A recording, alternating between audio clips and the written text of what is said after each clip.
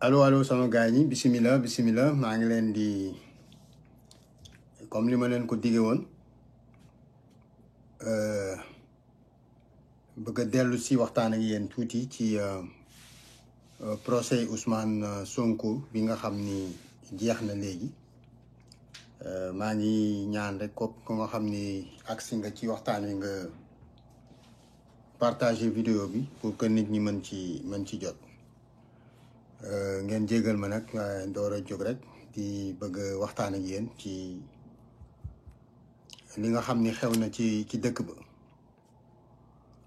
Vidéo bi du gudd, je pense que j'avais promis de vraiment venir chaque fois que mu am lu xew ma wax leen li ma xam ni xalaat naa ko. Procès Ousmane Sonko bi def nañu ko tey àtte nañu ko. C'était un procès en diffamation. Le procès en diffamation boobu dafa am ay lectures yu bari yu nga xam ni mën nañ ko ci def. D'abord dañ ko jugé par défaut parce que demul mënul dem parce que dafa am lu ko tere dem dafa am certificat médical bu ko jox incapacité mënul teew ci tribunal bi. boo mënulee teew ci tribunal bi dans un procès en diffamation au correctionnel li boroom xam-xamu droit yi wax mooy que say avocat sax duñu mën a plaider. Bon mais du loolu mooy essentiel wu waxtaan bi tey. Essentiel wu waxtaan bi tey mooy wan leen ni d'abord diffamation amul foofu parce que diffamation yéen ñëpp xam ngeen mooy lan mooy nga wax maanaam nga fen pour taqal deru nit loolu mooy diffamation. Mais malheureusement dans notre pays ci suñu code pénal bi dafa mel na même su fekkente ni li ngay wax dëgg la mën nañ laa condamner parce que kooku mën naa jàpp ni dangaa yàq deram. Mais Ousmane Sonko xanaa kon moo mujjee yàqu deru Mame Mbaye Niang ndaxte am na journaliste bu tudd Ben Makhtar nee nañ moom moo njëkk a bind ci loolu ci affaire Prodac. Est-ce que yóbbu na ko tribunal? Birahim Seck bind ci téere. Est-ce que yóbbu na ko tribunal? Ministre de l'économie et des finances taxaw ci assemblée nationale bi wax ni rapport bi am na. Est-ce que yóbbu na ko tribunal? Mame Mbaye Niang ci boppam avoué ni rapport am na. Est-ce que yóbbu na boppam tribunal? Donc ay tappale la yu nga xam ni état bi def ci bëggoon a sukkandiku pour éliminer un candidat légitime muy le président Ousmane Sonko. Mais loolu boo leen seetloo d'après ñi nga xam ni déglu naa leen di ay juriste jàpp nañ ni même condamnation bi léegi mënu ko tere mu nekk un candidat éligible aux élections présidentielles de 2024. Mais loolu dama koy tege de côté parce que loolu du suma waxtaan. ama waxtaan mooy wan leen ni xeex bi sénégalais yi di xeex Ousmane Sonko ak ñi mu àndal jiite ko Benno Bokk Yaakaar nekk machine bi nga xam ni moom mooy jàppale loolu fexe na ba tey jii ce procès-là montre effectivement que l'État du Sénégal a reculé par rapport à ses projets funestes d'interdire la candidature du président Ousmane Sonko. C'est clair, c'est net, c'est précis. Tous les juristes que j'ai entendus m'ont dit que la condamnation ne peut pas être motif pour que le candidat Ousmane Sonko bañ a nekk candidat aux élections de 2024. li may wax nii waxuma ko pour m'en glorifier dama koy wax pour ñaawlu ko d'abord parce que waruloon am wante dama koy wax pour wan leen ni leen taxawaayu xeex dafa am njëriñ am solo parce que bu fekkoonte ni taxawaayu xeex amul seen projet bi nga xam ni moom la ñu amoon maanaam bañ xañ ko mu bañ a nekk président mu bañ a nekk du moins candidat aux élections de 2024 seen projet boobu tey jii la ñu koy affirmer wante bu fekkente ni conséquence u condamnation bi mënul indi loolu mën ngeen jàpp ni l'État a reculé. La résistance a gagné une première bataille. La résistance a gagné une première bataille et que finalement xëy na paaka bi mu jëloon bëgg ko rendee paaka boobu dina wëlbatiku ci moom rendi ko moom Macky Sall. Je vais vous expliquer tout à l'heure pourquoi. Je vais remarquer d'abord que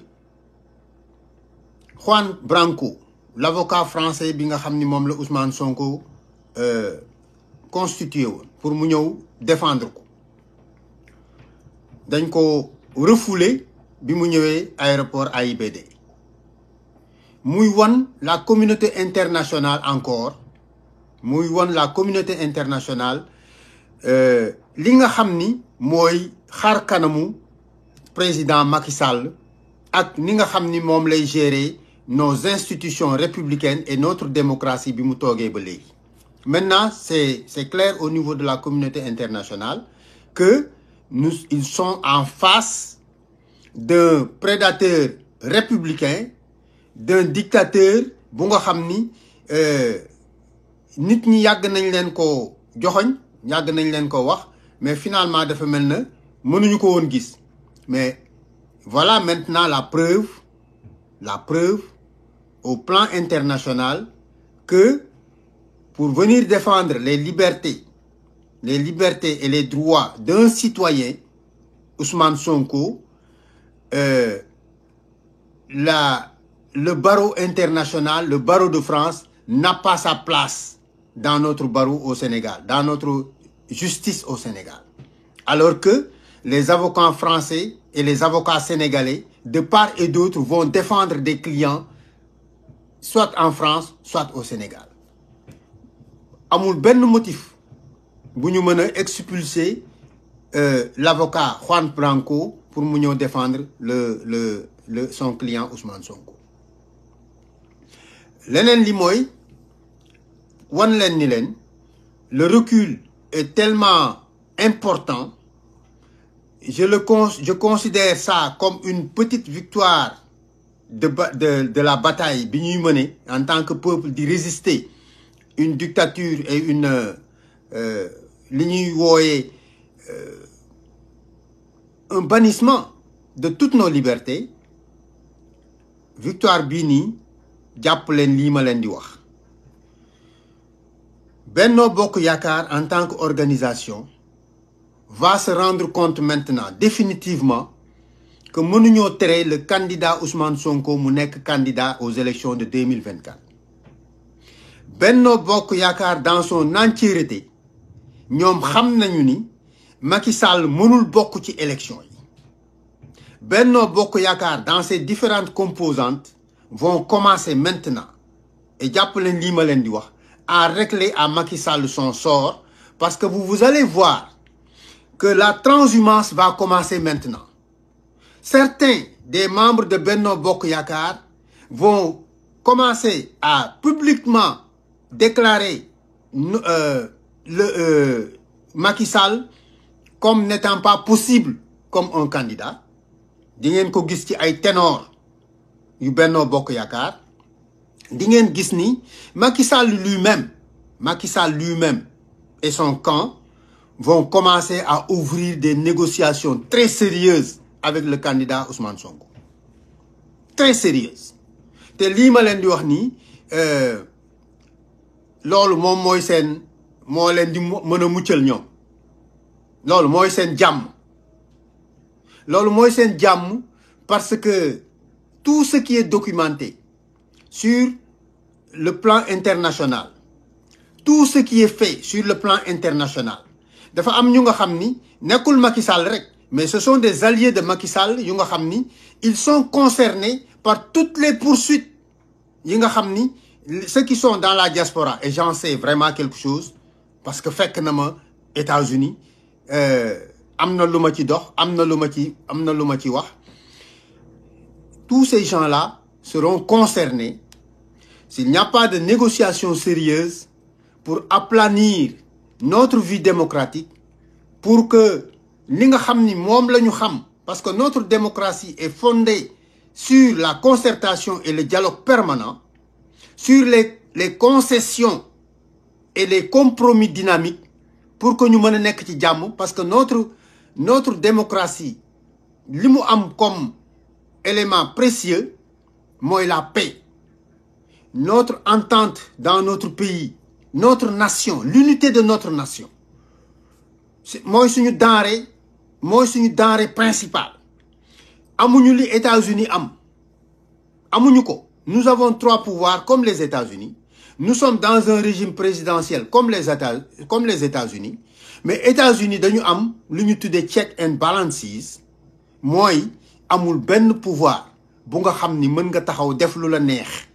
Parce que yeneen pouvoir yi ñoom ñëpp kenn ku ci nekk bu dee autoroute ñetti ligne la kenn ku ci nekk yaa ngi ci sa ligne te doo laal sa moroom wante sa moroom mënul def lu nga xam ni moom mën na ko defal boppam.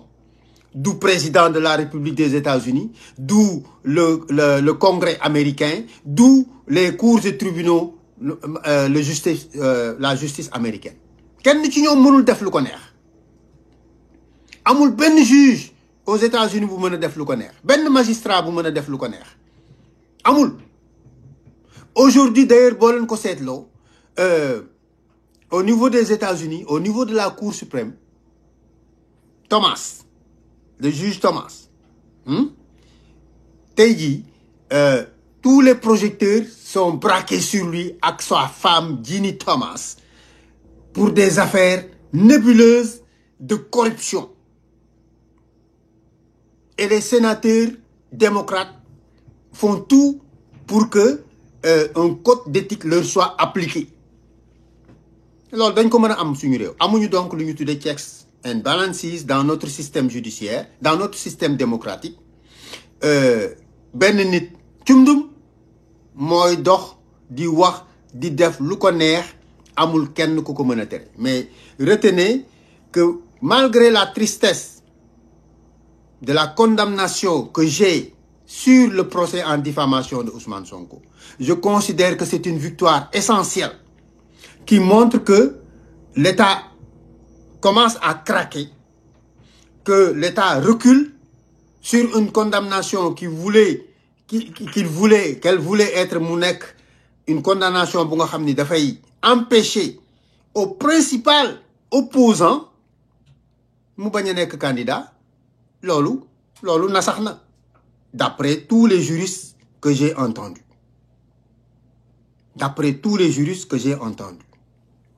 Et même l'avocat Khoureyssi l'a dit de façon peut-être un peu cachée, mais il proclame une victoire avec la récusation du juge qui devait juger l'affaire. C'est un élément important boo leen war a jàpp. Mais li may wax rek mooy que nous avons décidé de suivre de très près toute cette situation-là. Gis ngeen ma pratiquement yeewooguma sax bu baax, dama jóg rek toog ci table bi pour mën a def ak yéen waxtaan. Remarquez que waa Benno Bokk Yaakaar ñoom ñooy léegi nos alliés objectifs pour régler le cas de Macky Sall. Il y en a qui sont dans le Benno Bokk Yaakaar qui sont des hommes et des femmes politiques. Ils ne vont pas aller se laisser enterrer par quelqu'un bu nga xam ni wóor na leen ni kii du nekk candidat. Donc vous allez entendre ñi nga xam ni ñoom ñoo nekk dans son camp commencer maintenant à lui opposer une non-candidature bu nga xam ni amu ci droit. Di nga gis ni dina am ñu nga xam ni nuitamment dinañ commencer di dem di négocier ji ak ñi nga xam ni yaakaar nañ ñu mën nañoo dem ànd ak ñoom. Waxuma ni dañuy dem di négocier ak Ousmane Sonko, mais dinañ négocier ak tous les autres candidats yi nga xam ni ils peuvent faire alliance ak ñoom, parce que un régime politique c'est comme ça également, surtout dans nos pays africains.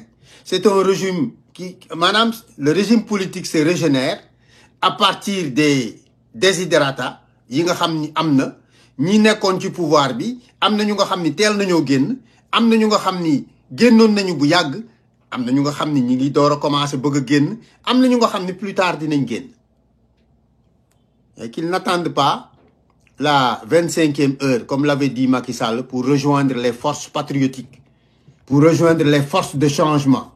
Notre pays a besoin de refondation, notre pays a besoin de réformation. Et loolu, tous les éléments sont en place pour ñu mën ko def. Reprendre une démocratie paisible, de paix, une démocratie bu nga xam ni toutes les institutions dinañ jouer seen rôle convenablement et jouer seen rôle convenablement mooy prendre en charge les besoins des citoyens, prendre en charge les besoins des citoyens et exercer le droit ba nga xam ni kenn ku ci nekk di nga exercer ses responsabilités yaa xam ban citoyen nga yaa xam citoyen bu nekk ci suuf nga wala bu nekk ci digg bi wala bu nekk ci kaw nga. Tous les citoyens sont d'égale dignité dans notre pays. C'est ce que Macky Sall nous a empêché pendant 12 ans. Le procès de Ousmane Sonko, c'est la fin du régime de Macky Sall. La condamnation, là, c'est la fin du régime de Macky Sall. Retenez-le. Et je pense que tey nag la mobilisation bi gën a war a dëgër gën a war a takarnaase. Il y a des centaines et des centaines de jeunes, de tout jeunes sénégalais, patriotes qui croupissent dans les geôles de Macky Sall, dans les prisons de Macky Sall. Il faut que ces gens-là sortent. Il faut que ñooñu xale yu ndaw yooyu ñu génne leen ci kaso bi parce que kaso du seen place. Seen place mooy à l'école ou dans les centres de formation. Il faudrait que Macky Sall comprenne que les forces de défense et de sécurité yi mu jël ay nervis intégrer leen fa au vu et au su de tout le monde ñu yore ay jaase ki yu kenn xamul. Je crois que les forces de défense et de sécurité ñoom ñëpp kenn ku ci nekk koo xam ni commandant d'unité nga tu es responsable devant la loi d'avoir permis à des éléments voyous d'intégrer ton unité te defuloo ci dara. Et je vous assure que nous sommes en train, sur place, les Sénégalais sont en train de documenter tout cela et de nous les envoyer. Vous avez besoin ngeen def li ngeen war a def parce que dëkk Sénégal c'est vrai wante dëkk Sénégal taxul nga mucc ci toutes les poursuites yi nga xam ni c'est possible au plan international. Te yéen boo leen ko seetloo le Sénégal a toujours été sollicité dans les maintiens de l'ordre dans les autres pays et nos officiers, nos policiers, nos militaires, nos gendarmes ont toujours été sollicités par les Nations Unies et les autres organisations internationales pour être les pionniers. Je me rappelle ndeysaan, j'étais aux États-Unis du capitaine Mbaye Diagne, yàlla na ko yàlla yërëm yokk leeram. Les Nations Unies moom la ñu yóbbu woon Rwanda.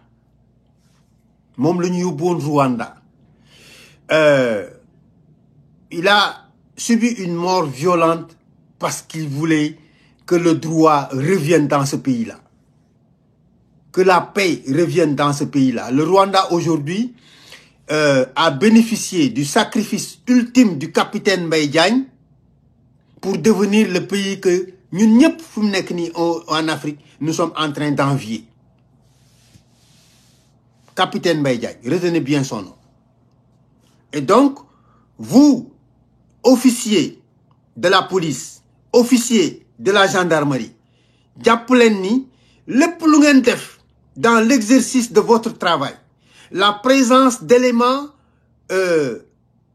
non officiels qu'on a appelés des nervis, ñuy opérer sous votre regard et sous votre commandement, engage votre responsabilité selon les textes et de droit internationaux.